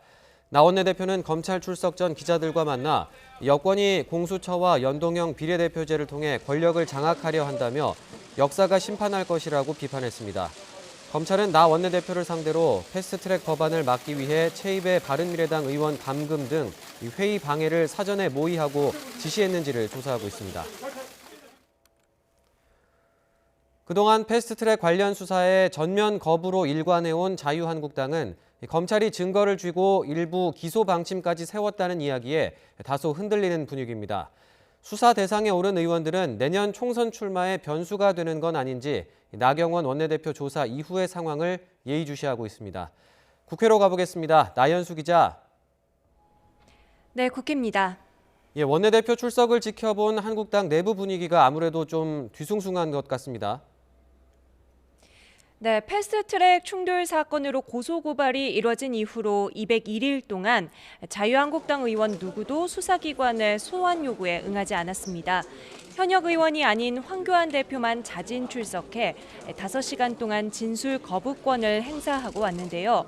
오늘 YTN 취재진이 개별 의원들에게 접촉해 보니 애써 담담하게 상황을 바라보고 있지만 복잡한 속내를 숨기지 않았습니다. 한국당 한 의원은 개별 의원 조사에 응해야 한다고 생각하지만 나경원 원내대표 조사 이후 당 방침을 지켜보겠다고 말했고, 또 다른 의원 역시 출석 요구서가 오면 출석할 것이라며 사법이 아닌 정치적으로 해결해야 할 문제라고 말하고 오겠다고 밝혔습니다. 이렇게 다소 간의 동요가 감지되는 건 무엇보다 검찰이 이미 국회 선진화법 위반 증거를 확보했다는 사실이 전해졌기 때문으로 보입니다. 검찰은 여야 간 엇갈리는 진술을 확인하기 위해 지난달 2차례 국회 방송을 압수수색해 패스트트랙 당시 영상 기록을 확보했고 혐의를 입증할 증거도 가지고 있는 것으로 알려졌습니다. 구체적인 기소 대상자 수까지 언론을 통해 보도되면서 심란함이 더해지고 있습니다. 경찰 수사 단계부터 소환 조사 요구에 응하고 있는 민주당과 다른 야당들도 한국당을 압박하고 있는데요. 민주당은 논평을 통해 철저한 조사와 엄중한 처벌이 있어야 한다고 촉구했고, 정의당은 어제 대검찰청을 항의 방문해 최이배 의원 감금 사건에 연루된 한국당 의원들을 우선 기소하라고 검찰에 요구했습니다. 패스트트랙 수사에 더해 최근 보수통합 논의 와중에 원유철 통합추진단장을 둘러싼 진실 공방까지 벌어지면서 총선 레이스 출발선에 선 한국당 분위기는 영 뒤숭숭해 보입니다. 예, 이번엔 민주당 상황도 함께 짚어보겠습니다. 요즘 민주당에서는 총선과 관련해서 유독 험지 이야기가 많이 나오는 것 같은데요. 네, 그런 것 같죠. 민주당은 오늘 오후 2시 반에 새로 들어온 인사들의 입당식을 열었는데요. 이 행사 주제도 험지 출마였습니다. 김용진 전 기획재정부 제2차관, 김학민 전 순천향대 산학협력 부총장, 황인성 전 청와대 시민사회 수석이 주인공으로 내년 총선에 각각 경기 이천, 충남 홍성 예산, 경남 사천 남해 하동에 도전장을 낼 인물들인데요. 이들 지역이 현재 자유한국당의 지역구라는 점을 강조한 겁니다. 앞서 민주당의 싱크탱크인 민주연구원이 새로 시작한 유튜브 첫 방송 주제도 험지 출마 3인방이었는데요. 경북 구미을의 김현권, 충남 논산 계룡 금산의 김종민, 부산 북강서갑 전재수 의원이 3인방인데 사실 이미 활동하고 있는 지역구에 재차 도전하는 의원들까지 험지 출마로 묶는 건 의아하다는 시각도 있습니다. 민주당의 이 같은 험지 띄우기는 바깥보다는 당내에 던지는 메시지라는 분석이 나오는데요. 다시 말해 이른바 물갈이 대상자들에게 보내는 결단하라는 신호라는 해석이고요. 최근 정치권의 화두인 2030, 젊은 정치 신인 영입을 위한 사전 작업이라는 분석입니다. 지금까지 국회에서 전해드렸습니다. 세월호 참사를 조사하는 사회적 참사 특별조사위원회가 참사 당일 고 임경빈 군을 헬기에 태우지 않고 4차례나 함정을 전전하게 했다는 의혹을 검찰에 수사 의뢰하기로 했습니다. 취재기자 연결해서 자세한 내용 들어보겠습니다. 김다현 기자. 네, 사회부입니다. 예, 앞서 지난달 31일에 특조위가 발표했던 이 조사, 중간 조사 결과 발표. 오늘 수사 의뢰는 그 연장선에 있다고 볼 수 있는 거죠? 네, 그렇습니다. 특조위는 지난달 말 세월호 희생자 고 임경빈 군이 위급한 상태에서 구조된 뒤 최종 사망 판정을 받기까지의 과정을 구체적으로 공개했습니다. 당시 임 군은 긴급 이송이 필요하다는 의료진의 판단에도 불구하고 응급 헬기를 이용하지 못했고 4차례나 해경 함정을 갈아탔습니다. 이 때문에 임 군은 무려 4시간 40분이 지나서야 병원에 도착했고 곧바로 사망 판정을 받은 거로 확인됐습니다. 이에 특조위는 당시 해경의 구조 지휘 체계의 정점에 있던 김석균 전 청장 등 4명에 대해서 검찰에 수사를 요청하기로 했습니다. 특조위는 지금까지 파악한 경위를 보면 업무상 과실치사 혐의가 있다고 밝혔습니다. 특조위는 검찰 수사를 통해 병원 이송 과정에서의 동선과 조치 내용 등이 보다 구체적으로 확인돼야 한다고 강조했습니다. 예, 세월호 선사인 청해진 해운의 불법 의혹과 관련된 발표도 있었다는데 어떤 내용인지 전해주시죠. 네, 특조위는 지난 8월 세월호 선사인 청해진 해운에 120억 원대 불법 대출 의혹과 관련해 비공개로 검찰에 수사를 의뢰했는데요. 청해진 해운이 산업은행을 통해 빌린 자금을 모두 세월호 증개 추계에 사용했고 산업은행은 임의로 대출 한도를 조정까지 했다는 겁니다. 또 대출 시기를 앞뒤로 청해진 해운의 신용 등급이 급상승했다는 점을 들어 산업은행과의 공모가 있었을 거로 판단하고 있습니다. 이 사건은 현재 남부지검에서 수사 중인데요. 세월호 참사 특별수사단이 이번 주에 공식 출범한 만큼 곧 수사단으로 이첩될 거로 보입니다. 앞서 특조위는 지난 4월 세월호의 CCTV가 저장된 영상 녹화 장치 DVR이 조작됐다는 의혹을 검찰에 수사 의뢰하기도 했습니다. 지금까지 사회부에서 전해드렸습니다. 지난해 2월 연명의료 결정법이 시행된 뒤 지금까지 무의미한 연명치료를 시행하지 않거나 중단하겠다는 의사를 지정기관에 미리 등록한 사람이 42만 명을 넘어선 것으로 나타났습니다. 국민건강보험공단은 지난달 말 기준으로 전국 135개 등록기관에 사전 연명의료 의향서를 등록한 사람은 42만 2천여 명으로 집계됐고 이 가운데 27만 명이 건강보험공단을 방문해 등록했다고 밝혔습니다. 김용익 건강보험공단 이사장은 오늘 자신의 사전 연명의료 의향서를 작성하면서 소생 가능성이 없는 임종기에는 어떤 연명치료도 무의미하다며 건강할 때 본인의 의사를 미리 밝혀둘 필요가 있다고 강조했습니다. 강원도 철원에서 발견된 야생 멧돼지 폐사체 2마리에서 아프리카 돼지열병 바이러스가 나왔습니다. 환경부는 어제 오후 강원도 철원군 원남면 진현리에서 군부대가 작업하다 발견한 멧돼지 폐사체 2마리에서 나온 시료를 분석한 결과 양성 반응이 나왔다고 밝혔습니다.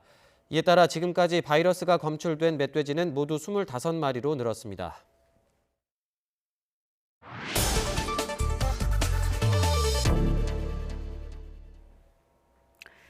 네, 화성 연쇄살인 8차 사건의 범인으로 검거돼 20년간 옥살이를 했던 윤모 씨가 오늘 법원에 정식으로 재심을 청구했습니다.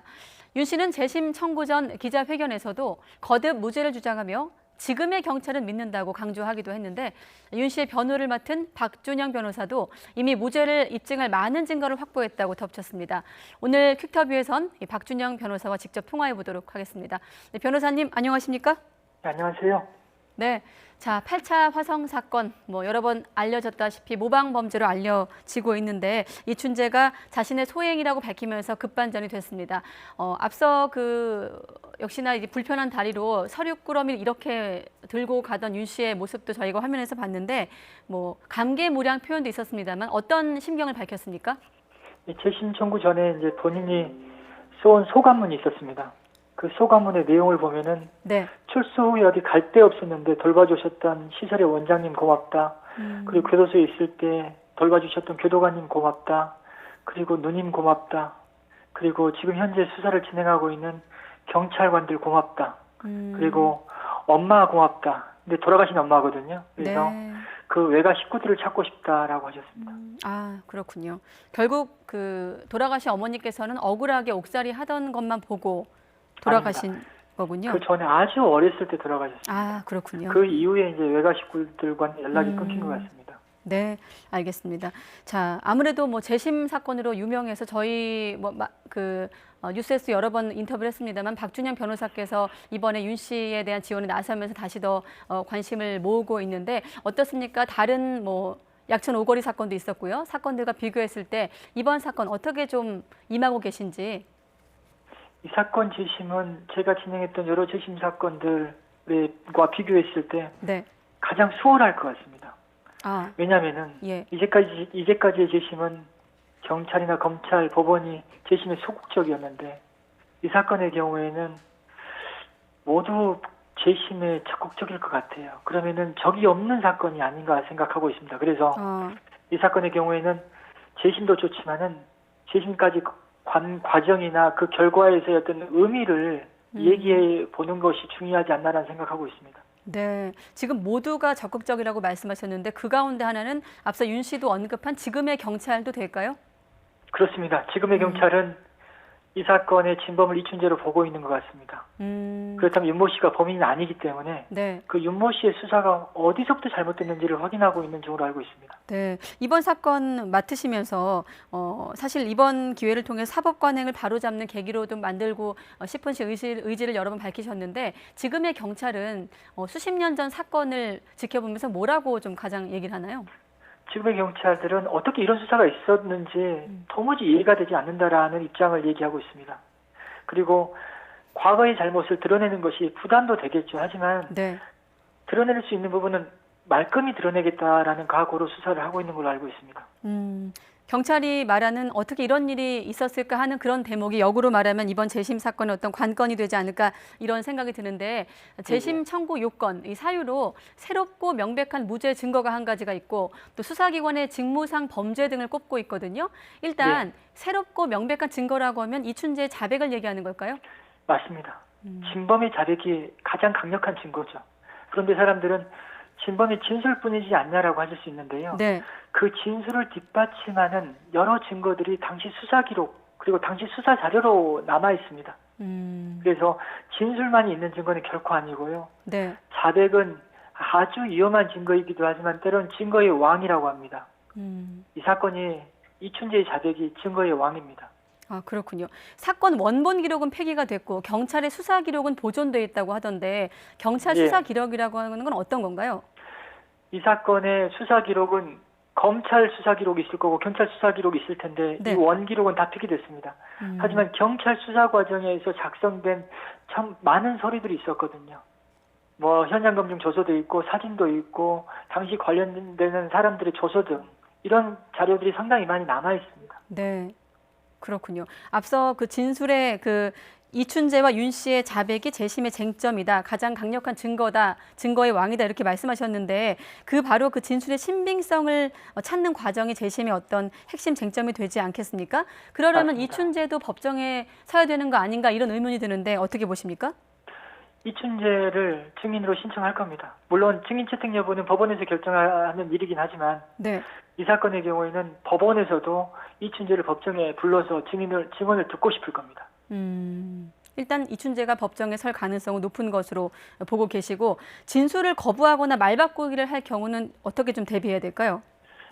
제가 듣기로는 이춘재는 사실상 그 진술 번복의 가능성이 거의 없는 걸로 알고 있습니다.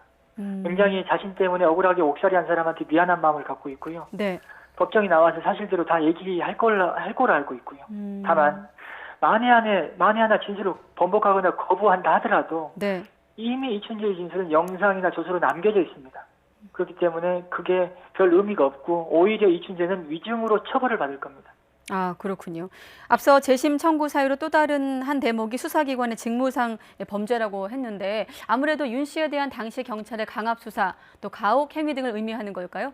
맞습니다. 윤 씨가 성업이 장애인인데 네. 쪼그려뛰기 앉았다 일어섰다를 시키고 발로 차고 주먹이나 손바닥으로 때리기도 했었습니다. 잠을 재우지 않았고 이런 강압 수사 가혹 행위가 직무상 범죄 중에 하나입니다. 아, 그렇군요. 결국 수사는 위법했고 그 당시에 재판이 부실했다 이런 것을 좀 증명해가는 과정이 될 텐데 듣기로는 재심 청구 사유도 사실 재판부에서 굉장히 까다롭게 보고 있는 것으로 알고 있고 재심을 청구한 이후 재심에 들어간다면 어떤 절차를 거치게 되는 건가요?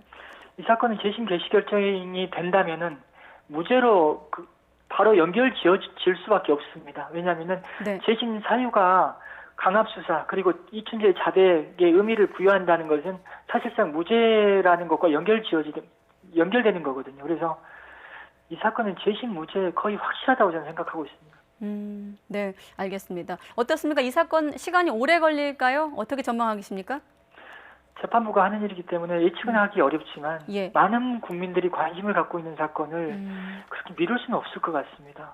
그래서 가장 빨리 이제까지 했던 사건들 중에서 가장 빨리 끝나는 사건이 되지 않을까 싶습니다. 네, 알겠습니다. 앞서 윤 씨가 무죄 받고 명예를 찾는다면 다른 건 다 됐고 그걸로 만족하겠다라는 언급이 있었는데 그 시간 동안 얼마나 많은 포기와 억울함이 있었는지가 전해졌습니다. 앞으로 재심 청구 이후의 과정도 지켜보도록 하겠습니다. 예. 네, 박준영 변호사였습니다. 감사합니다. 네, 변호사님과 퀵터뷰를 하는 도중에 속보가 들어왔습니다. 사고 속보네요. 대전 국방과학연구소에서 폭발 사고가 발생을 해서 6명이 사상했다라는 속보가 들어왔습니다. 오늘 오후 4시 25분쯤 대전시 유성구 국방과학연구소에서 폭발이 발생을 했고 이 사고로 1명이 숨지고 5명이 다친 것으로 전해지고 있습니다. 소방본부 얘기로는 폭발의 원인인 액체 연료 니트로메탄을 사용하는 과정에서 폭발이 발생한 것으로 추정하고 있다 이렇게 밝히고 있는데 폭발이 화재로 이어지진 않은 것으로 알려지고 있습니다만 아무튼 안타깝게도 인명피해가 있습니다. 6명 사상 피해가 있는 것으로 전해지고 있는데 자세한 내용은 취재기자가 조금 더 취재하는 대로 다시 한번 여러분께 알려드리도록 하겠습니다. 네, 다음 소식입니다.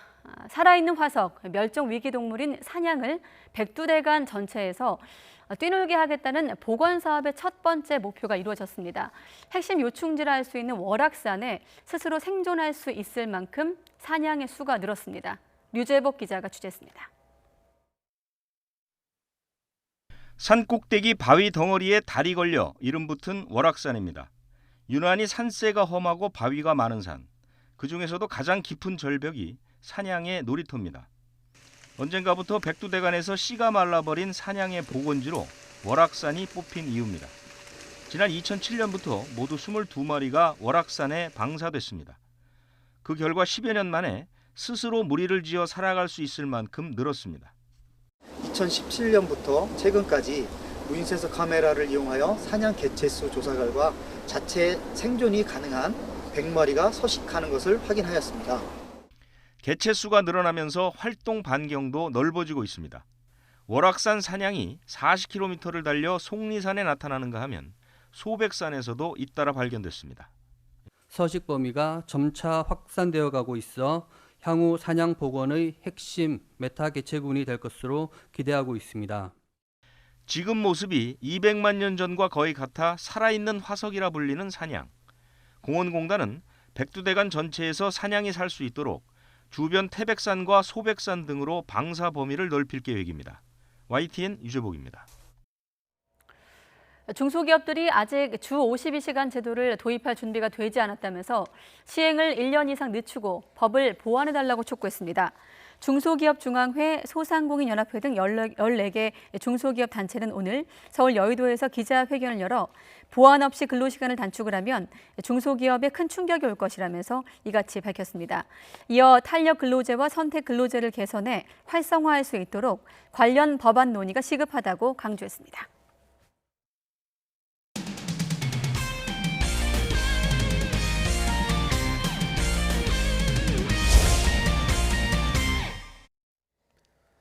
최근 프로농구에서는 전체 판도를 뒤흔들 만한 대형 트레이드가 이뤄져서 화제를 모았습니다. 국가대표 스타 2명이 한꺼번에 가세한 KCC가 어제 첫 경기를 치렀는데요.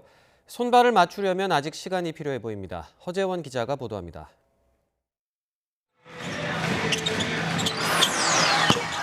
우리나라 농구를 대표하는 최고 슈터 이정현과 올 시즌 국내 선수 득점 1위를 달리는 송교창이 중심을 이루는 KCC는 최근 천군만마를 얻었습니다.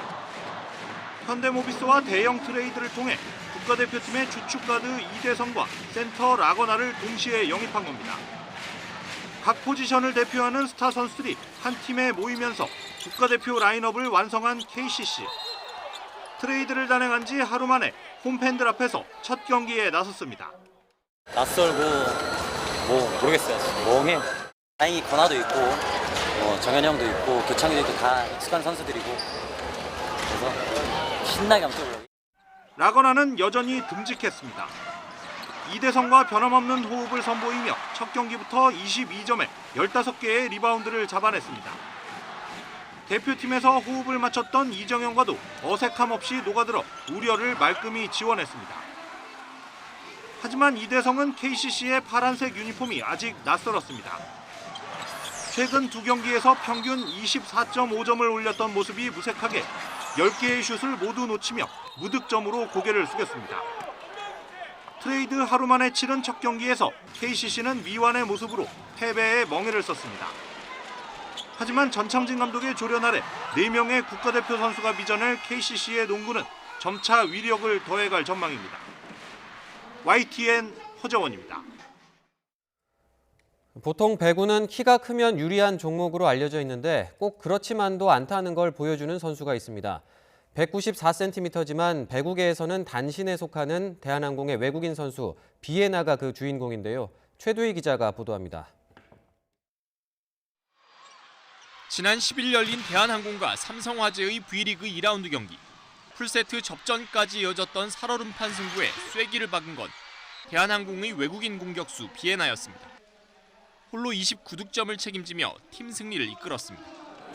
비에나의 활약에 소속팀 대한항공도 남자부 선두 자리를 고공비행하며 연승 행진을 4로 늘렸습니다.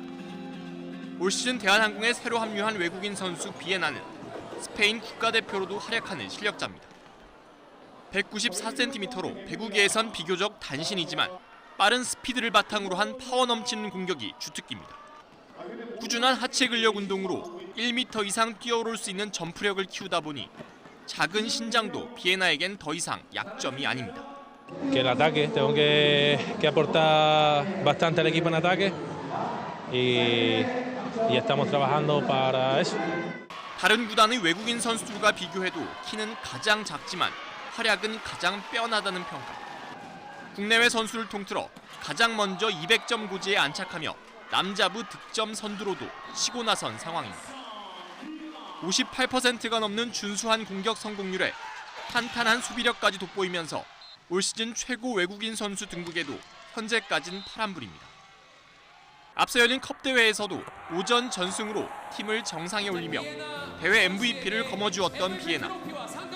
하루 앞으로 다가온 한국전력전에서 캐나다산 폭격기 가빈과의 맞대결을 통해 또다시 대한항공의 쾌속 비행에 힘을 보탤지 주목됩니다.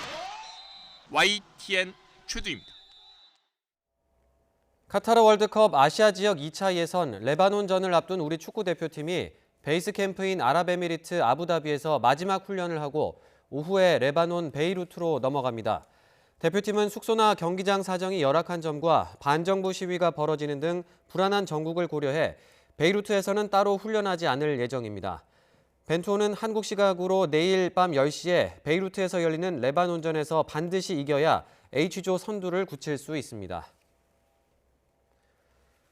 남자 테니스 세계 랭킹 5위인 오스트리아의 도미니크 팀이 세계 랭킹 2위 조코비치를 꺾고 코트의 반란을 이어갔습니다. 팀은 영국 런던에서 열린 ATP 투어 2019 시즌 최종전인 파이널스 대회 조별리그에서 2시간 45분간의 치열한 접전 끝에 조코비치를 2대1로 제압했습니다.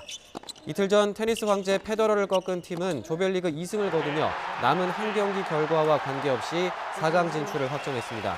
팀의 ATP 파이널스 4강 진출은 이번이 처음인데요. 도미니크 팀의 소감 들어보시죠. It was, I think, for the first time that I beat two of the big three back to back, which gives me a lot of confidence. And also I'm super happy and proud that I reached the semi-finals for the first time. It was a big goal, but of course it's not enough now. 도핑 검사 회피 논란으로 공개 재판을 앞둔 중국의 수영 스타 순양과 관련해 세계 반도핑기구 와다가 최소 2년에서 최대 8년의 자격정지 징계를 요구한 것으로 드러났습니다. 순양의 재판을 주관하는 스포츠중재재판소가 와다의 요구를 받아들이면 순양은 내년 도쿄올림픽에 출전하지 못합니다. 재판은 우리 시각으로 오는 15일 오후 스위스 몽트르에서 열리며 이례적으로 모든 재판 과정이 스포츠중재재판소 홈페이지를 통해 생중계됩니다.